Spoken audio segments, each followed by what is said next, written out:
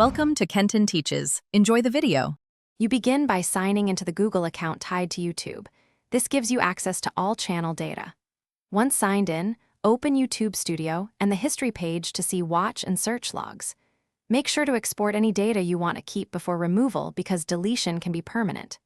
Now, pick whether you will remove specific items, likes, comments, or watch history, or proceed to delete channel content or the whole Google account. That choice changes the steps that follow. You now focus on targeted deletions. Go to History to clear watch and search entries. You can remove single items or choose Clear All to wipe the list. Next, remove likes and comments by visiting each video or using the Comments tab in YouTube Studio to delete them in bulk. For uploaded videos, open Content in Studio and select Delete or Set Videos to Private. Deleting here removes the video file, while making private hides it, but keeps analytics intact.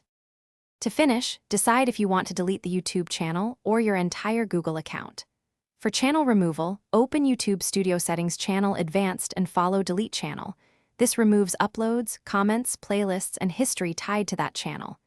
If you delete the Google account, be aware it removes Gmail, Drive, and other services as well. Once done, monitor for residual cached copies. If problems arise, use Google Takeout exports and contact support for stuck items. Thanks for watching. Please subscribe if this video was helpful.